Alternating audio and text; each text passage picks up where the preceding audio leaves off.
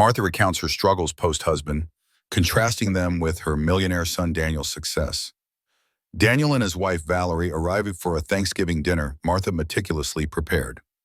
Martha observes Valerie's expensive attire and what she perceives as a calculating smile. Daniel casually asks Martha if she's enjoying the lake house he gave her 2 years ago. Martha is stunned, responding, "What house? I never received anything." Daniel, perplexed, specifies the lake house on Lake Morrison, mentioning a deed transfer. Valerie quickly stands, claiming an urgent phone call and retreating to the kitchen. Martha's legs weaken as Daniel reveals he also sent $11,500 monthly for 2 years. Martha, living paycheck to paycheck, asserts she never received any money. Daniel becomes desperate, searching his phone for proof while Martha's hands tremble. Martha demands, "Show me the paperwork." Daniel's suspicious gaze turns to Valerie in the kitchen as her urgent call ceases. "Valerie," Daniel says slowly, "do you know anything about the lake house paperwork?" Valerie's strained silence confirms Martha's growing apprehension. Life after John had been a quiet succession of small battles. The silence in the apartment sometimes felt louder than any noise, a constant reminder of the vibrant man who once filled every corner of my existence. After he passed, the pension was meager, forcing me to downsize, to count every dollar, to choose between a new pair of shoes and a decent cut of meat. I never complained, not aloud anyway. My pride was a thick shield, inherited from my own mother. But deep down, I often wondered how I would manage.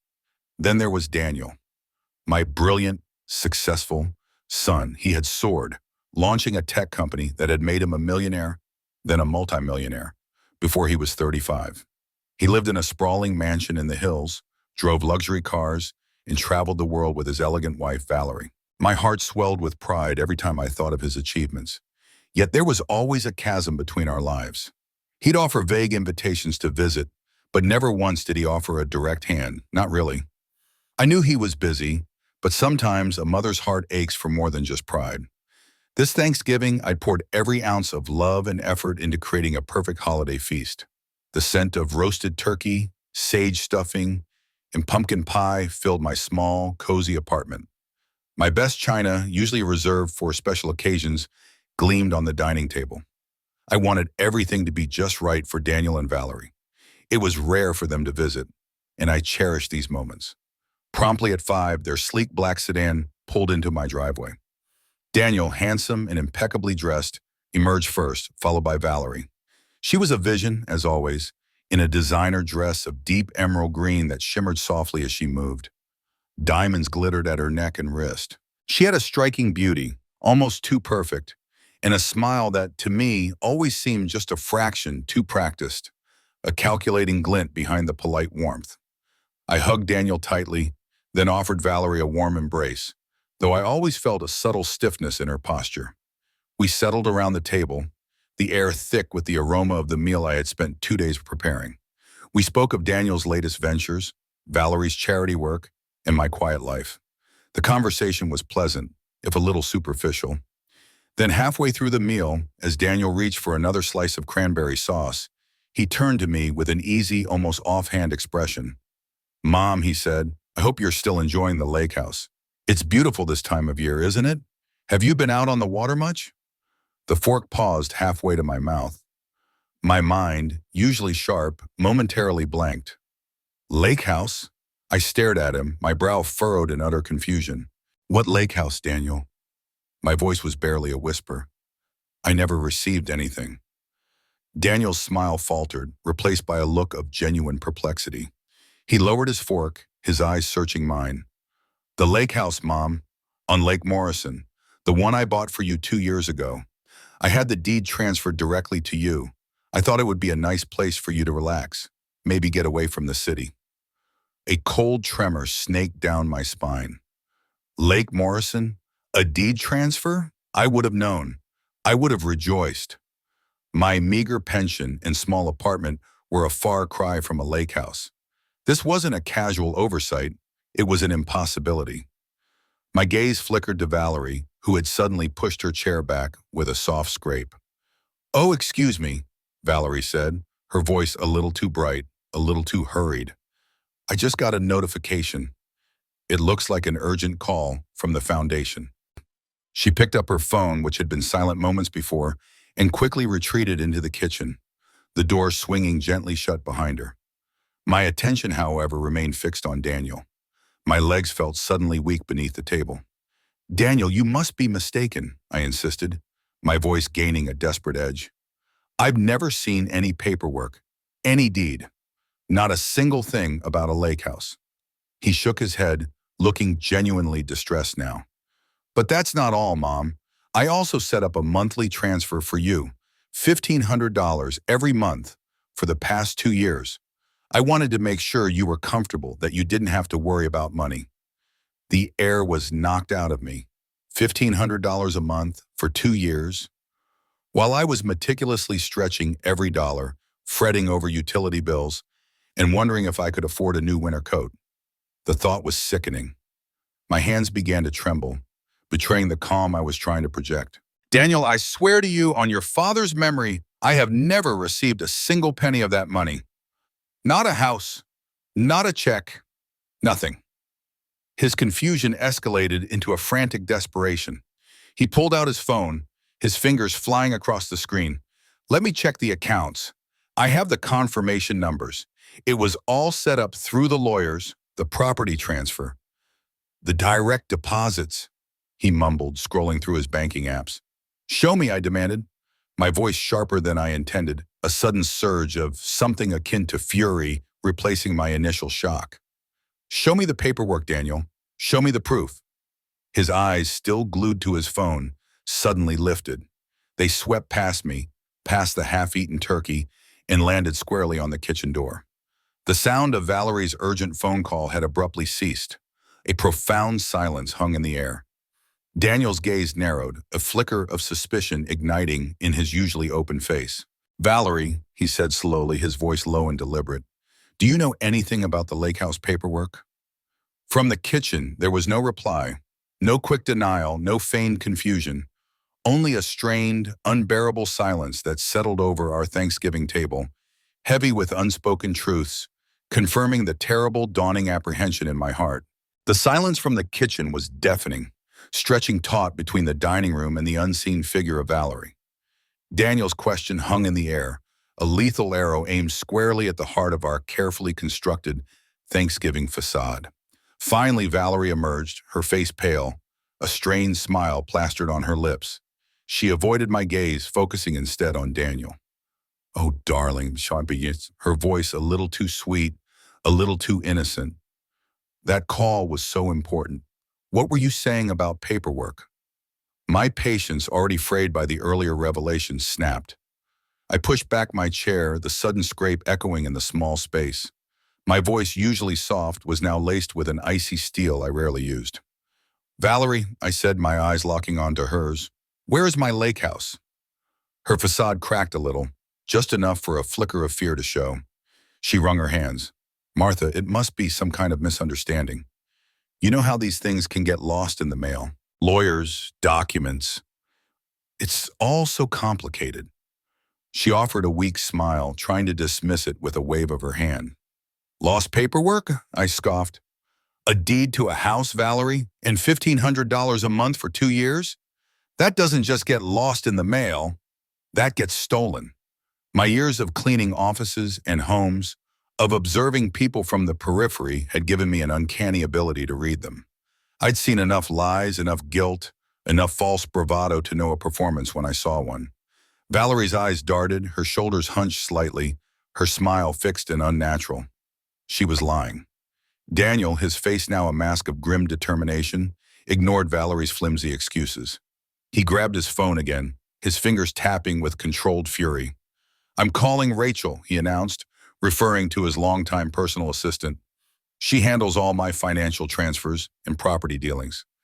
He put the phone on speaker, and after a few rings, Rachel's efficient voice answered. "Rachel, it's Daniel. I need you to confirm something for me. The lake house on Lake Morrison. My mother, Martha. The deed transfer 2 years ago. Can you pull up the details?" There was a moment of rustling papers, then Rachel's calm, professional voice replied, "Yes, Mr. Daniel, the transfer was completed on October 23rd, 2 years ago. The deed was executed in Martha Peterson's name. The property is located at 1420 Lakeview Drive, Lake Morrison.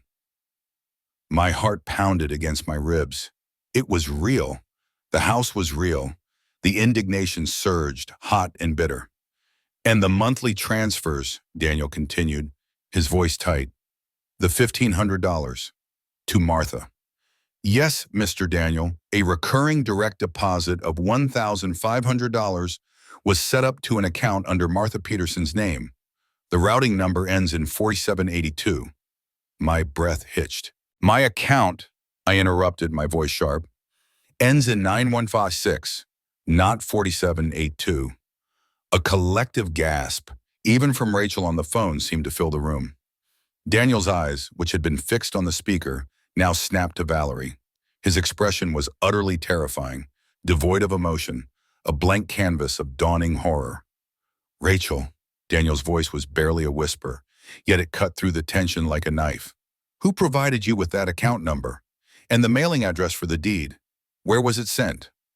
Rachel hesitated, then, clearly sensing the gravity of the situation, spoke carefully. The updated account number, routing number ending in 4782, was provided by Mrs. Valerie Peterson. She also provided a new mailing address for the property deed and all related correspondence. She said your mother was moving to a new apartment that you had secured for her. The address was 847 Maple Street, apartment 2B. 847 Maple Street. That wasn't my address. I'd never lived on Maple Street. It was all a lie. A calculated, deliberate lie. Daniel didn't say another word. He simply ended the call. The silence was absolute.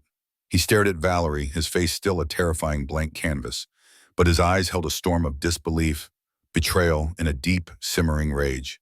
Valerie's composure shattered completely. The carefully constructed mask crumbled. Tears welled in her eyes. Her lips trembled, and she burst into a desperate, theatrical sob. Daniel, I can explain. It was just for a little while. My parents, their house was in foreclosure. I had to do something. I just borrowed the money, the house. I was going to give it back. Borrowed? I whispered, the word tasting like ash in my mouth. You mean stole, Valerie?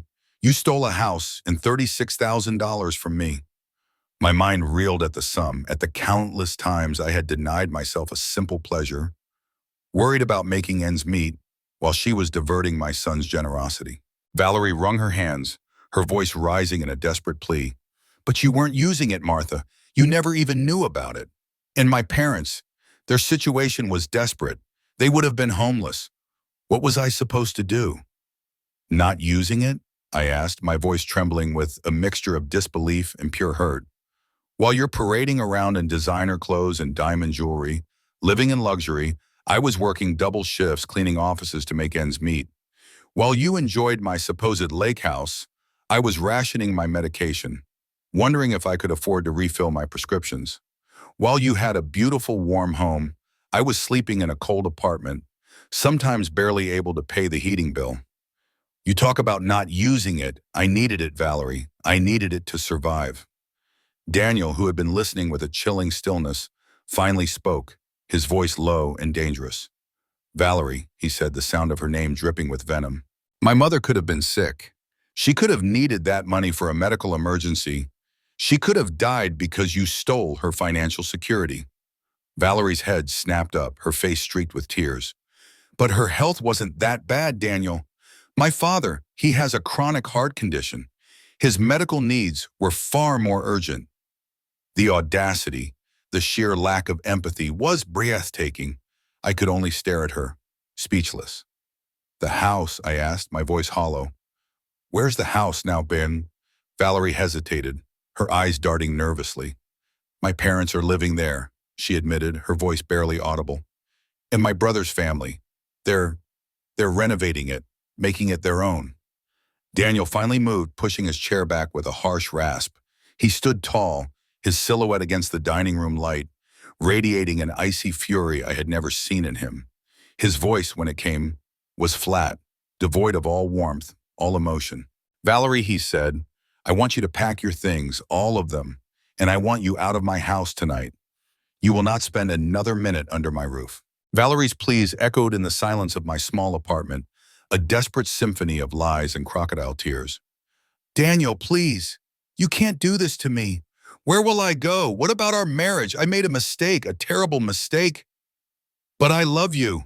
She grabbed at his arm, her eyes wide with a frantic panic. Daniel recoiled as if burned.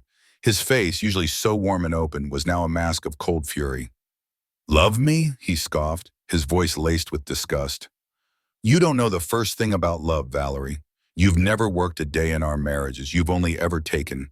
You used my generosity, my trust, and my love for my mother to orchestrate this vile scheme. Get out now." His words were like hammer blows, each one severing another thread of their life together. As I watched Valerie's dramatic breakdown, a strange emptiness settled over me. Where I expected to feel triumphant, there was only a hollow ache. The Valerie I thought I knew, the elegant, poised woman, was a complete fabrication. The trust I had quietly extended, despite my reservations, had been utterly annihilated. My son, my proud, successful son, was hurting in a way I hadn't seen since his father passed. The whole spectacle was heartbreaking. But amidst the pain, a spark of resolve ignited within me. I was tired of being a victim. I was tired of standing by while my life, or what was supposed to be mine, was manipulated. "Daniel," I said, my voice cutting through Valerie's sobs, which were now turning into angry, frustrated sniffles. "I want to see everything. Every document, every bank record, everything related to this Lakehouse, to those monthly payments. I want to see the complete picture of what she did." Valerie shot me a venomous look, but Daniel, his jaw tight, nodded. "You'll have it, Mom, every last piece." With a final withering glance at his now sobbing wife, he ushered her out of the apartment. Her departure was less a graceful exit and more a dramatic flounce, leaving a void that was both unsettling and strangely liberating. The next morning, I did something I hadn't done in decades. I called in sick for my janitorial shift. My mind was too muddled, my heart too heavy, to sweep floors. By late morning, Daniel returned, not with flowers or apologies, but with several large cardboard boxes. He looked exhausted, his eyes bloodshot, but there was a fierce determination in his gaze. "Rachel worked through the night," he explained, placing the boxes on my small dining table. "Everything we could find, bank statements, property deeds, correspondence, it's all here." We began to sift through the documents. The deed for the Lake Morrison house was among the first. It was a beautiful property, pictured in an accompanying brochure, a charming log cabin nestled among pine trees, overlooking sparkling water. My name was clearly printed as the grantee. But when I looked closer at the signature line where I was supposed to have signed to acknowledge receipt, my breath caught. "This isn't my signature," I declared, my voice trembling. "This isn't how I sign my name." My Martha Peterson was usually a neat, slightly slanted script. This was a clumsy, rushed scrawl, clearly an imitation. Daniel, his face grim, pulled out an old birthday card I had given him years ago. We compared the signatures. There was no doubt it was a forgery. The depth of Valerie's deception truly began to sink in. Next, we tackled the bank records. Rachel had painstakingly compiled printouts detailing every transaction. The monthly $1,800 payments indeed left Daniel's account, but they consistently landed in an account under the name Martha Peterson at a small, unfamiliar regional bank in a neighboring state. The routing number, as Rachel had said, ended in 4782. "We need to go to that bank," I stated, my resolve hardening. That afternoon, Daniel and I found ourselves in a quiet, unassuming branch of the unfamiliar bank. A helpful, though visibly nervous bank representative, after much consultation with her manager, confirmed our worst fears. The account in Martha Peterson's name had been opened 2 years ago. The signature on the account opening document was, without a doubt, a forgery. The address listed on file was 847 Maple Street, apartment 2B. "This is identity theft," the bank official stated gravely, her eyes wide with concern. "We advise you to file a police report immediately." The words hung in the air, heavy with the weight of criminal activity. It wasn't just a misunderstanding or a breach of trust. It was a felony. As we continued to delve deeper into Daniel's financial records, the true extent of Valerie's insidious nature unraveled further. There were other payments, smaller but equally significant, that Daniel had specifically sent for me. $500 for a new pair of glasses I desperately needed, $800 for dental work, and a generous $1,000 Christmas bonus he had sent to make sure I could spoil myself a little. All of them, every single one, had been redirected to that fake account, to Valerie's personal slush fund. Daniel, his face a mask of horrified realization, began to add the figures.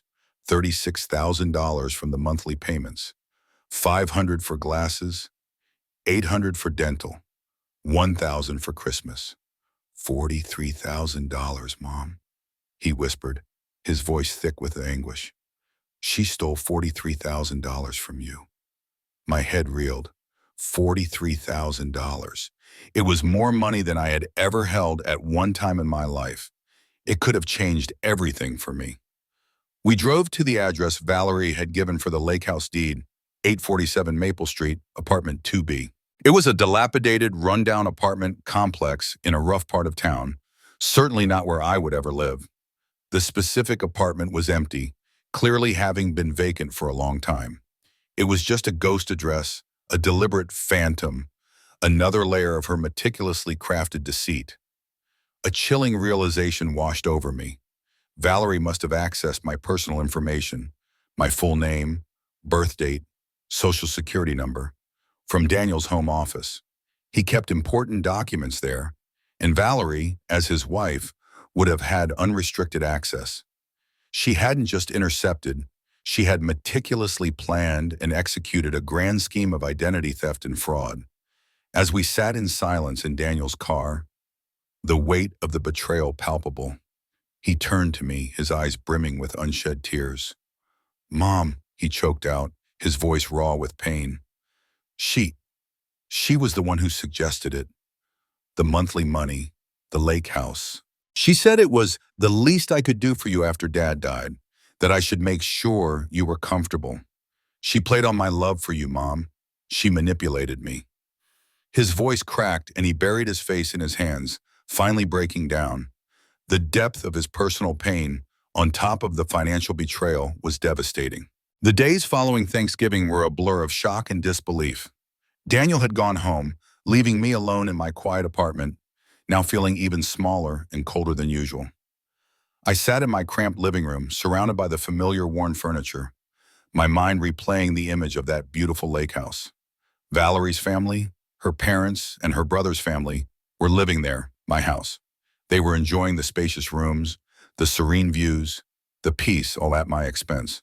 While I meticulously planned my budget to afford a new winter coat, they were renovating my property, making it their own with stolen funds. The injustice burned. A week later, the phone rang, jarring me from my troubled thoughts. It was Mr. Sterling, Daniel's sharp, no-nonsense lawyer. His voice, usually calm and measured, carried a distinct note of urgency. Martha, he began, without preamble, I'm afraid I have some rather disturbing news. Valerie's fraud extended far beyond what we initially uncovered. My heart sank. What else could there possibly be? The $43,000 in the house felt like an insurmountable mountain already. Mr. Sterling continued, our preliminary investigation, in conjunction with the bank's fraud department, indicates that Valerie was running a small-scale fraud operation under your name. She opened not one but 3 separate bank accounts using your stolen identity.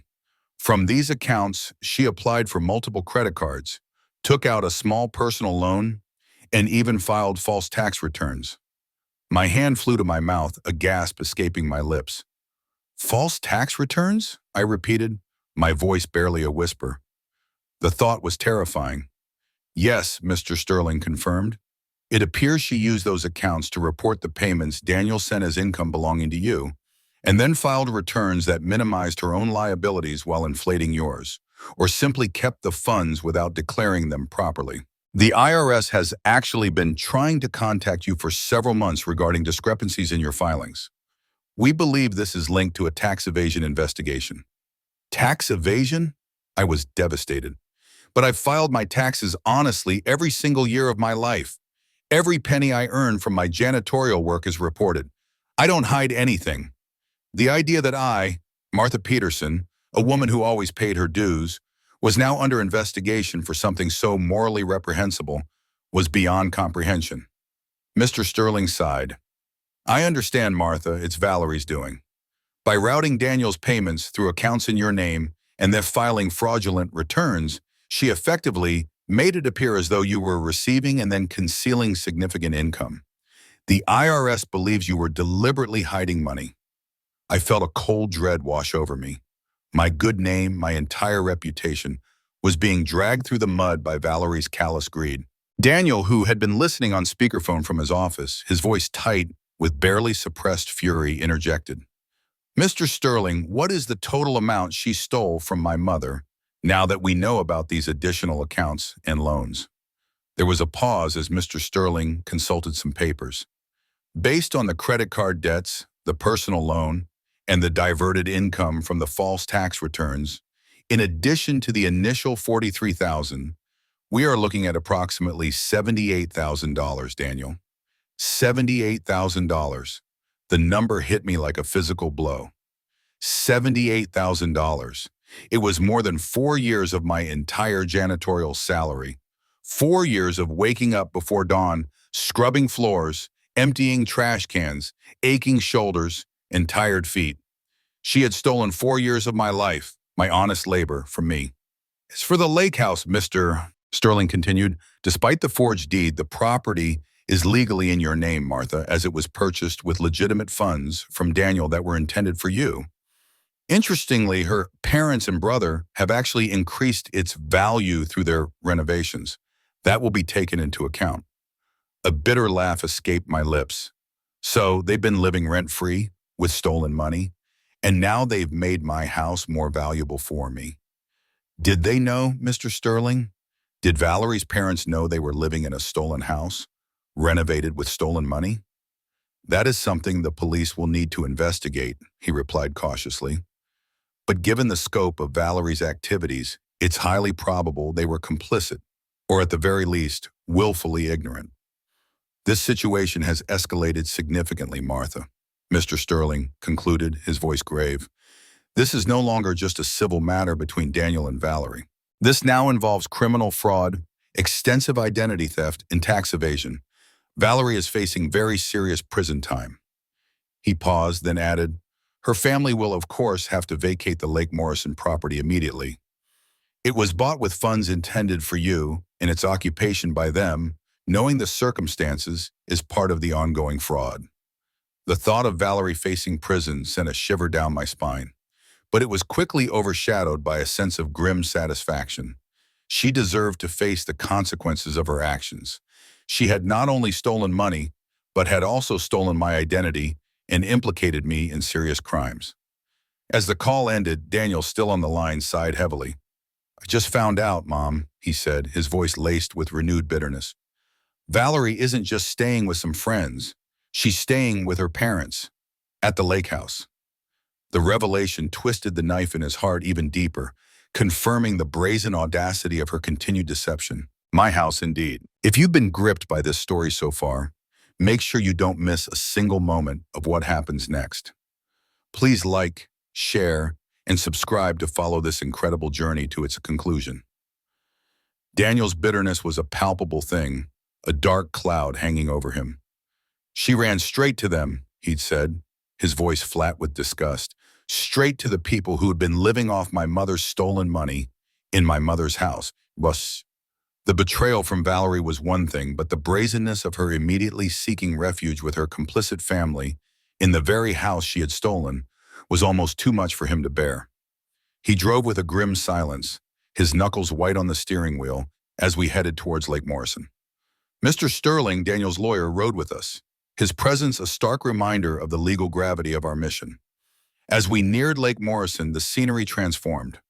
Lush green forest gave way to sparkling blue water, dotted with charming homes. My heart beat a little faster with each passing mile. When we finally turned onto Lakeview Drive, my breath caught in my throat. The house was even more beautiful than the brochure pictures had suggested. It was a sprawling, rustic, yet elegant log cabin, nestled perfectly among tall pines, with a wide veranda overlooking the tranquil lake. A small dock jutted into the water. This was it. This was the home Daniel had bought for me, the sanctuary I had never known existed. A wave of conflicting emotions washed over me, awe at its beauty, pain at its theft, and a simmering anger that Valerie had so callously deprived me of this peace. Daniel parked the car and we walked up the stone path to the front door. He knocked, a firm, resonant sound that echoed in the quiet afternoon. After a moment, the door opened a crack, revealing the cautious face of Mr. Evans, Valerie's father. His eyes, already weary, widened in alarm as he saw Daniel and me standing there, flanked by Mr. Sterling.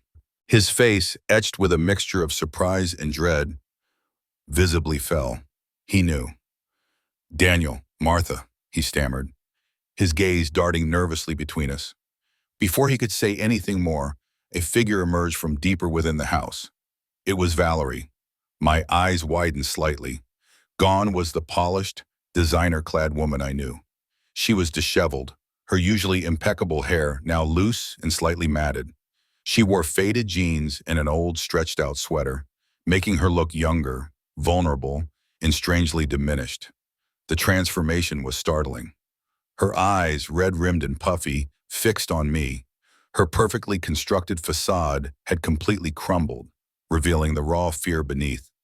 "Martha," she whispered, her voice choked with what sounded like genuine despair. "I'm so sorry, I truly am." A tear traced a path down her pale cheek. I looked at her, truly looked at her, and felt nothing. Not sympathy, not anger, just a cold, unwavering resolve. "Are you really sorry, Valerie?" I asked, my voice calm but firm, cutting through her tearful apology. "Or are you just sorry you got caught?" Her head snapped back as if I had slapped her. Fresh tears welled up, and she began to sob, the sound raw and unsettling. "No, Martha, I swear, I never meant for it to go this far. I just needed to borrow the first payment. For Mom and Dad. Their house was in foreclosure, and I didn't know what else to do. I swear I was going to pay it all back. All of it." Daniel stepped forward, his voice like ice, sharp and unforgiving. "Borrow? You stole my mother's identity, Valerie.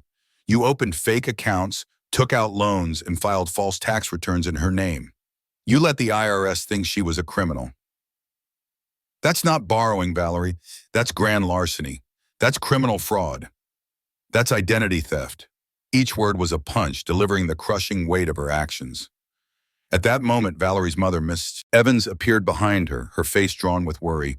"Oh, Valerie, darling, what is going on?" she cried, looking bewildered. Then she turned to us. "Daniel, Martha, please. We just thought you were being so generous. We thought Daniel had finally forgiven us for past differences. We just assumed it was a gift." Her voice was desperate, pleading for understanding. My gaze hardened. "A gift?" I repeated, the word tasting bitter. "The IRS thinks I'm a tax cheat, Mrs. Evans, because of what your daughter did. My good name, my entire life savings, almost $78,000 vanished. All thanks to her generosity on my behalf." Mrs. Evans gasped, her hand flying to her mouth. Her eyes darted from me to Valerie, a dawning horror spreading across her face. "Oh my God, Valerie," she whispered, her voice barely audible. "What have you done?" Mr. Sterling, who had remained silent until now, stepped forward, his presence commanding attention. His voice was calm, professional, yet carried an undeniable authority. "Mrs. Valerie Peterson, Mr. and Mrs. Evans," he began. "This property, 1420 Lakeview Drive, is legally owned by Martha Peterson. Due to the fraudulent means by which it was occupied and renovated, you are being served with an eviction notice. You have 30 days to vacate the premises." He handed a document to a trembling Mr. Evans. Then he turned his attention back to Valerie. "Furthermore, Mrs. Peterson, the police will be here tomorrow morning to arrest you on multiple felony charges, including grand larceny, identity theft, and criminal fraud. I strongly advise you to turn yourself in beforehand. It will look better in court." Valerie's face went white. She lunged for Daniel, her hands clutching at his arms. "Daniel, please. You can't let this happen. I'll pay it all back. Every single penny. Just please, don't let them take me to prison. Think of our marriage. Think of our future. Her voice was a desperate, primal wail. Daniel looked at her, his eyes devoid of any warmth, any recognition. His face was a mask of cold resolve. He gently but firmly removed her hands from his arms. Our future? Gah! He scoffed, the word dripping with contempt. There is no our future, Valerie. There is only what you did and what you deserve. All you know how to do is take. And now you're finally going to pay. As we turned and walked away, leaving Valerie's distraught family behind in the beautiful house that wasn't theirs, a profound sense of relief washed over me. The truth was out. The lies had unraveled. And for the first time in a long time, I felt a flicker of hope for justice. As we drove away from the Lakehouse, I stole one last glance back at the beautiful property. It stood there, serene and inviting, bathed in the soft afternoon light. Soon, it would truly be mine. Yet the thought brought a bittersweet taste to my mouth. This beautiful place, intended as a sanctuary, was now forever tainted by Valerie's theft, by the deceit that had unfolded within its walls. It was a constant reminder of how close I had come to having a comfortable life, and how cruelly that comfort had been snatched away. Daniel, his jaw still tight with anger and hurt, reached over and took my hand.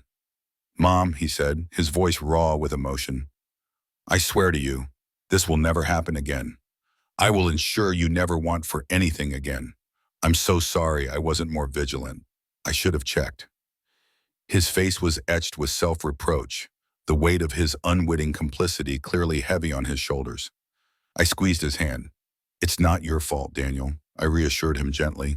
You acted out of love and generosity. You tried to do the right thing. The blame for this lies squarely with Valerie and her monstrous greed.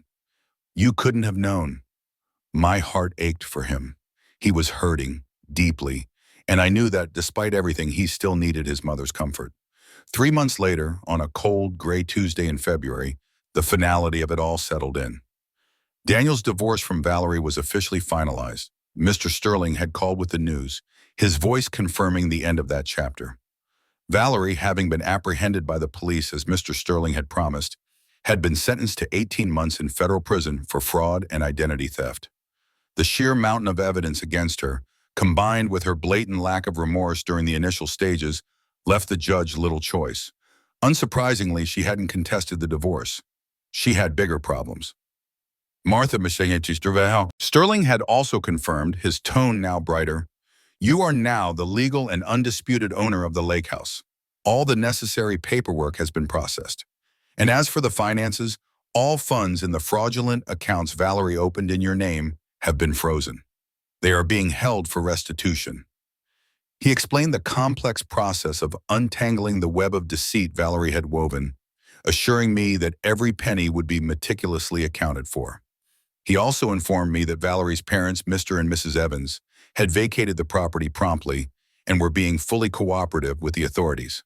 They seemed genuinely horrified by the extent of their daughter's actions, he'd said. I felt a strange mix of relief and a pang of sadness. They were innocent, caught in Valerie's destructive wake, losing their home in the process. It was a harsh outcome, but one Valerie had inflicted upon them through her own choices. Daniel, consumed by a fierce need to make amends, threw himself into setting things right. He worked tirelessly with Mr. Sterling to clear my name with the IRS, providing irrefutable proof of Valerie's fraudulent tax filings. He personally oversaw the final transfer of the Lakehouse into my name, ensuring every detail was perfect. But more than the legal and financial matters, Daniel's presence in my life transformed. The occasional phone calls and polite visits were replaced by a devotion I hadn't seen since he was a boy. He called every day, sometimes just to chat. He visited every weekend, bringing groceries, taking me out for lunch, or simply sitting and talking, truly listening. The chasm that had opened between our lives due to his success and Valerie's manipulations began to close, replaced by a warmth and closeness that filled a void I hadn't realized was so deep. Finally, the day came when I moved into the Lakehouse. It was a beautiful spring morning, the air crisp, the lake sparkling. Daniel was there, along with a team of movers he'd hired to help me settle in. As I walked through the spacious rooms, past the large windows that framed breathtaking views of the lake, I felt a strange sense of surrealism. It was magnificent, truly a dream home, but it felt like living in someone else's life. The beautiful kitchen, the cozy fireplace, the master bedroom with its private balcony, they were all wonderful. Yet they carried the ghost of Valerie's betrayal. Daniel, noticing my thoughtful silence, put an arm around me. "Mom," he said, his voice soft, "we can customize anything you want. New furniture, new paint, whatever it takes to make it feel like your home, truly." I smiled a little sadly. "It's not the house, Daniel," I told him. "It's the memory. It takes time for a wound to heal, for a space to feel truly safe again." He nodded, understanding. Meanwhile, the financial restitution process was ongoing. It was a complex, arduous task involving forensic accounting to untangle the intricate web of stolen funds, diverted payments, and fraudulent loans. Mr. Sterling kept me updated regularly. He explained that after careful calculation, including interest accrued and compensation for the emotional distress and damages caused by identity theft, I would receive approximately $95,000. $95,000. The figure was astronomical to me. It wasn't just money, it was freedom. Freedom from worry, freedom from counting pennies, freedom to finally live the comfortable life Daniel had always intended for me. The weight of years of struggle began to lift, slowly, surely. The $95,000 eventually arrived, a substantial sum that sat in my newly opened bank account like a curious, almost alien thing. It felt strange in my hands, tangible proof of an injustice, tainted by its stolen origin. Sometimes, in quiet moments, I almost missed the simpler, harder life I'd led before. The one where my struggles were my own, not a consequence of someone else's malice. There was a peculiar comfort in that familiar, if challenging, existence. Navigating the community's reactions to Valerie's trial and subsequent imprisonment was another unexpected challenge. Some offered genuine sympathy, their eyes wide with disbelief at the audacity of the crime. Others, however, harbored a subtle suspicion, or even offered misguided congratulations, as if I had somehow won the lottery. I quietly endured comments like, "Well, at least you got a house and a fortune out of it," or "You should be grateful for all the attention, Martha." They didn't understand the profound sense of violation, the lingering shadow of betrayal that no amount of money could erase. My identity, my reputation, had been twisted and soiled, and that wound ran deeper than any financial loss. My first night alone in the Lakehouse was a paradox of emotions. The silence was deep, a beautiful, enveloping peace that soothed my frayed nerves.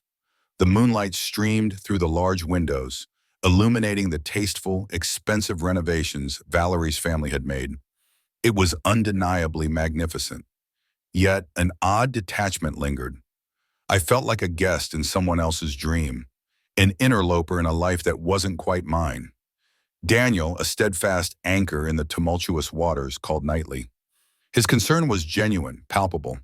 He asked about the house, about my comfort, but mostly about my heart. "How are you doing, Mom?" "Really?" he would ask. One evening, as I sat on the spacious veranda, watching the last slivers of sunset paint the lake in fiery hues, I finally articulated the complex tapestry of my feelings. "I'm grateful, Daniel," I admitted, my voice soft. "So incredibly grateful for what you tried to do, and for all you've done to make it right. But I'm also sad, and angry, and confused. Sometimes all at the same time." Daniel listened, his silence a comforting balm. Then he spoke, his voice thoughtful. "It's funny," he mused, "how she started by saying she only meant to borrow the first payment. She truly believed her own lie, didn't she? But borrowing quickly escalated into forging documents, opening fake accounts, filing false taxes. It wasn't a mistake, Mom. It was a calculated, repeated deception. And the house," I added, a bitter edge to my voice. "Her pride in the renovations, making it their own, all with stolen money. It was just another layer of the lie." "She stole more than just money and a house, Mom," Daniel said, his voice tightening. "She stole our relationship for a while. She stole my peace of mind, making me question my judgment, my family. She stole my faith in people." We sat in comfortable silence after that, the raw honesty between us solidifying the rediscovered strength of our bond. In the days and weeks that followed, I began the slow, deliberate process of making the lake house truly mine. I didn't immediately discard Valerie's family's tasteful choices, but I began to weave in my own. I moved my familiar, well-loved armchair into the living room, placed a vibrant quilt my mother had made over the sofa, and hung old family photographs on the walls. I started cultivating a small herb garden outside the kitchen window, filling it with the fragrant rosemary and thyme I loved. Each addition, each personal touch, was a deliberate act of reclaiming, a silent assertion that this space was now filled with my choices, my memories, my life. One sunny afternoon, I picked up the phone and dialed a number I had dialed thousands of times over the past few decades. "Ms. Davies," I said, a smile blooming on my face as my old supervisor answered. "It's Martha Peterson. I'm calling to give you my notice. I'm retiring." The word retiring felt foreign on my tongue, a word I had never truly thought I would say, not in this lifetime. With my newfound financial security, the need to scrub floors, to worry about every penny, was gone. I could finally stop. I could finally start living for myself. That, that evening, I poured myself a glass of crisp white wine, a small indulgence I hadn't allowed myself in years, and walked out onto my veranda. The sun dipped below the horizon, painting the sky in fiery oranges and soft purples. The lake shimmered, a canvas of changing light. The air was cool and sweet, carrying the scent of pine and fresh water. I took a deep breath, letting the tranquility wash over me. For the first time, truly, the lake house felt like home. My home. There was no lingering bitterness tonight, no confusion, just a profound, quiet contentment, a deep satisfaction that comes from a day well lived, in a life reclaimed, restored, and finally, truly, my own. 1 year had passed since that shocking Thanksgiving dinner. The lake house, once a beautiful but foreign space, now wrapped around me like a comfortable embrace.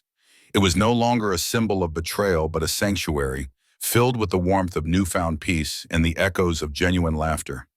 My mornings began on the screened porch, watching the sun paint the sky in vibrant hues as it rose over the tranquil lake. It was a sacred luxury, a quiet moment of gratitude for the life I had unexpectedly and dramatically reclaimed. Daniel arrived promptly at 7, his smile bright and genuine as he approached the front door. Our weekly breakfast tradition was a cornerstone of our transformed relationship, now built on a foundation of honesty, trust, and natural affection. He carried a bag from the local bakery, Ms. Lee's, whose owner had, over the past year, embraced my story as a favorite success story, often slipping an extra scone into Daniel's bag for me. The community, once buzzing with gossip and speculation, had settled into quiet support, a testament to the truth having finally prevailed. As we sat at the kitchen island, sipping coffee and enjoying warm pastries, Daniel brought up a topic we usually avoided. "Valerie's appeal was a formality, Mom," he said, his voice devoid of emotion. "It was denied. She'll serve her full 18-month sentence." I nodded, a sense of justice rather than revenge settling over me. There was no joy in her misfortune, but a quiet acknowledgement that consequences were being served. I had reflected deeply on Valerie's actions, trying to understand the twisted logic that had driven her. I knew of her difficult upbringing, the pressure she felt to provide for her parents, the constant striving to maintain an image of effortless success. It was an entitlement syndrome, Mr. Sterling had called it, a deep-seated belief that she deserved what she took. But I contrasted it with my own struggles, my honest labor, the dignity I found in earning every penny. Her path was a choice, one I never would have made. "What about her family?" I asked, a faint echo of sympathy in my voice. "Mr. and Mrs. Evans sold their other property and moved to Arizona," Daniel replied. "Started fresh, I suppose, and Ethan, her brother, found a job in another state. They're all trying to put it behind them." A pang of sympathy, unexpected but undeniable, stirred within me. They were Valerie's victims too, in a way. I considered writing them a letter, not of forgiveness, but of understanding, perhaps of hope for their own healing. But for now, silence felt right. Then Daniel's expression softened, a shy smile gracing his lips. "There's something else, Mom. I've been seeing someone new. My heart fluttered with a mother's anticipation. Oh, tell me about her. Her name is Jessica, he began, his eyes bright. She's a forensic accountant. Actually, she was one of the consultants Mr. Sterling brought in for your case. She understands everything that happened, Mom. She knows my past. He paused, a look of profound respect on his face. She's incredibly honest, fiercely independent, and financially savvy. She's already taught me so much about trust and boundaries in a way I never understood before. A warmth spread through me. This was what I wanted for Daniel. A partner who was strong, principled, and understood the value of true connection, not superficial appearances. My garden outside the kitchen window flourished under my dedicated care. Rosemary, thyme, basil, and vibrant marigolds bloomed in profusion. I had added small, comfortable reading nooks around the property, a hammock under a willow tree, and a cozy bench overlooking the lake.